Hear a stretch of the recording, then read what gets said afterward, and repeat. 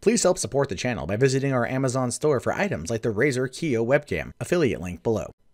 Hey, what's going on everyone? My name is Matt Jarbo. This is the Mundane Matt channel, and you know, the last couple months in terms of Hollywood and entertainment and everything in between has seen a massive amount of accusations levied against powerful men for, well, groping and unwanted masturbation and genital exposing. It seems to me that a lot of dudes out there just like to whip it out and crank it out in front of other people. I don't know about you, but I view masturbation as a solitary thing. I don't really feel the need to do it in front of other people, unless it's going to lead to something else. But for the most part, you still ask permission. It's, you know, time and place for everything sort of thing. But here we're coming across one of the most wild and crazy things I've seen in 2017, and that is Hillary Clinton supporters are apparently plotting to falsely accuse Bernie Sanders of sexual assault. And I can't believe this is a thing here. So we see this image here, this woman by the name of Gabby Fain saying, "Who's ready to be an anonymous caller to say Bernie grabbed my waist during a selfie? All we need is 8 and we can push him out. Hashtag Al Franken."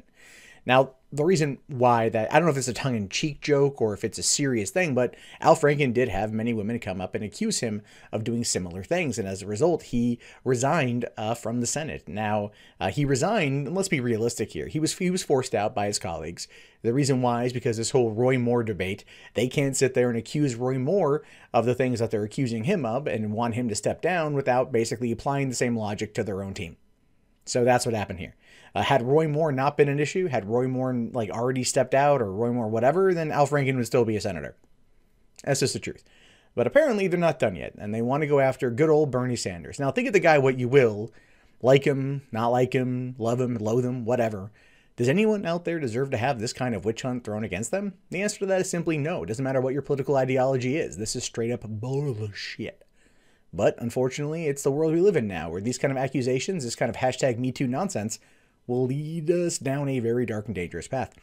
Now it says here, apparently, Hillary Clinton supporters on Twitter are plotting to falsely accuse Senator Bernie Sanders, independent of Vermont, of sexual harassment in order to force his resignation.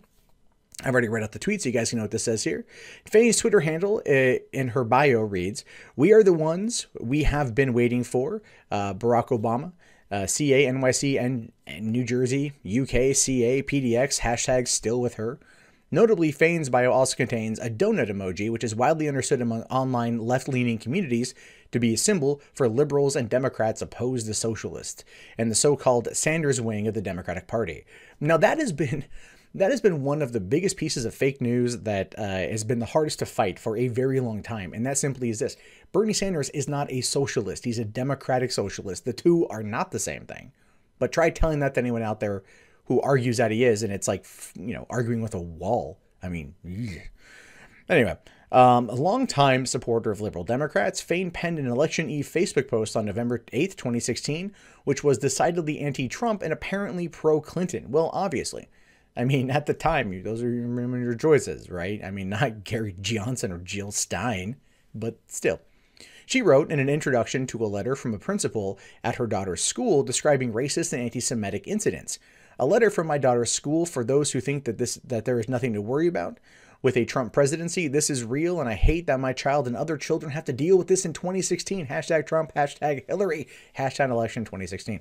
Now, if she's referring to the incidences at the end of 2016 where you had a lot of Trump haters getting attacked by Trump supporters, we learn more often than not that those were predominantly fake. Those were figments of their imagination in order to garner some kind of pushback against Trump and to further muddy the waters or to gain some kind of political fame or to get a book deal or whatever. They were fake. They weren't real. So you could kind of almost chalk it up to the same thing. On October 31st, 2016, she shared a video criticizing Donald Trump's record on LGBT issues and praising Clinton's record. She followed up her tweet by saying, "I'm sorry, but I don't think the things at Sen Franken was accused of were sexual assault, and a few of the accusers were anonymous. I know you Bernies like to think things have always been the same, but 10 years ago they were different." Okay. And now, look, for the record, I feel like in the case of Leanne Tweeden and Al Franken that was kind of a big nothing burger. He apologized. She accepted it for one. Okay, cool. Everyone could tell it was a hover hand joke. So it wasn't like he was touching her. I mean, he might have had like a fingertip on like her flak jacket, but that was really about it. And as for the kissing, she says in her own statement, she accepted, she consented to the kiss. So for the rehearsal, therefore, it's not really assault if you consent to it. I'm sorry. Regret sex isn't rape. We've learned this time and time and time again, but no one ever really wanted to focus on that detail. So that being said, the other ones were, you know, he grabbed my waist, he grabbed some flesh, and like, what? Some of those things just make no sense. But at the time, because he accepted and he acknowledged what he did and he apologized, it doesn't matter whatever else you want to throw at him, whether it's true or not true. He's guilty of it anyway in the eyes of the public. It's just the way that these things tend to work. So anyway, in the aftermath of Fane's Sanders-focused tweet being shared and harshly criticized by other users on Twitter, she protected her account, meaning her tweets are now no longer publicly accessible. Seems like a left-wing snowflake sort of movement. Many users took screenshots of her Sanders-focused tweets, however, and containing those screenshots are now being heavily shared on the microblogging site. As of this afternoon, the false accusation aimed at Sanders is on the verge of becoming a viral blemish on the Me Too movement. And as I've said before, many times, all it takes is like one of these things to really blow up, really go big, and it will scuttle the entire Me Too movement. And there's been many anonymous accusations that have been made, and we've called into question a few of them. Other people have outright denied them. I mean, you know, it's not going very well. I mean, even Rose McGowan is now attacking Alyssa Milano over being like still being friends with Harvey Weinstein's wife, as if she had anything to do with it. You know, I mean, like that's how crazy it's gotten in this regard. It's like it's so vicious and so crazy that these people are trying to assault each other in order to gain the victim point, so to speak. Now, many Twitter users questioned the wisdom of a campaign to falsely accuse Senator Sanders or to potentially sully the Me Too movement with such a risky venture. Many Democrats are upset about Senator Al Franken resigning after multiple women accused him of sexually assaulting and groping them over the years.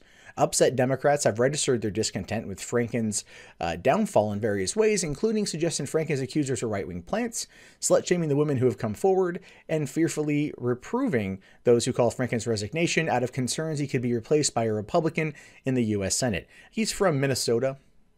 It ain't going to happen. It's going to be a Democrat. It's probably going to be Representative Keith Ellison will make a run for the seat, and he'll probably win. He also is a Bernie-crat, so there's that. The third response is curiously misplaced because Minnesota Governor Mark Dayton is a progressive member of the Democratic Farmer Labor Party, the Minnesota-specific party that works and caucuses with the Democratic Party nationally, and will almost certainly replace Franken with a member of the same party. Exactly. But the idea of weaponizing the Me Too movement against the committed left-wing politicians is a new look for the hashtag resistance.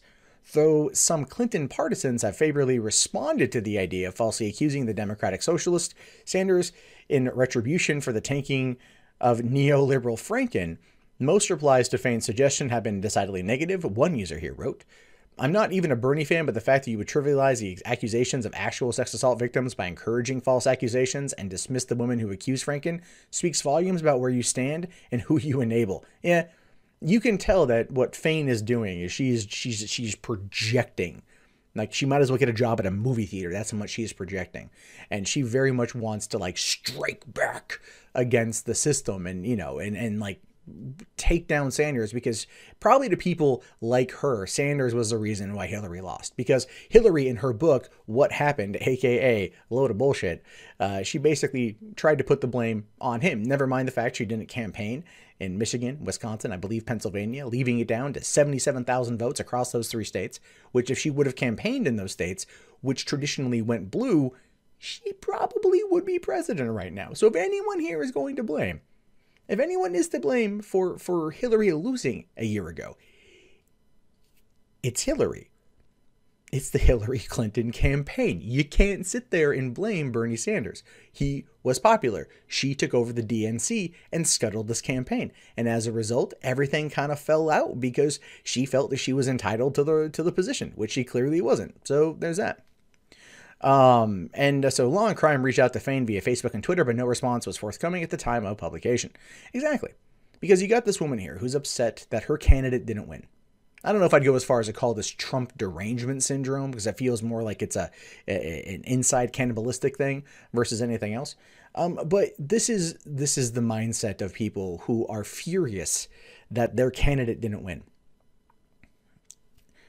This is not going to help you. If you want there to be the change you want to see, you then have to campaign for the people at the 2018 midterm elections and 2020. We don't know if Sanders is going to run. We don't know if Hillary is going to try for a third time. I hope not. I really do, because Hillary might run. She says that she's done. She says that she's out. But everyone loves an underdog story. So for her to come back from the defeat from Trump in 2016 and then try to get him again in 2020, it could be a thing. It could be a thing. And Trump's approval rating is 32%. It's very low, so it's entirely possible that she'd win. I really hope not. But if that's the way things go, which they might, fine. That's our system. That's what we do. But what we don't do is this. What we don't do is that. That is that. Pointing at the screen. We don't do that because we're better than that. But this woman apparently isn't. And I'm glad people out there are stepping up and telling her, hey, stop being an idiot because you make us all look really stupid when you do. Hey guys, that wraps up this video. If you'd like to leave a comment, please do so below. I love to read your guys' input. Be sure to hit that thumbs up button. It really does help me in the YouTube algorithm. If you want to support the channel, there's the Amazon affiliate store, there's PayPal, there's Patreon, there's Bitcoin. And if you're bored and you want something else to watch, check out 3 Buck Theater up here. My name is Matt Jarbo. I will talk to you guys later. Have yourself a wonderful day. Peace out.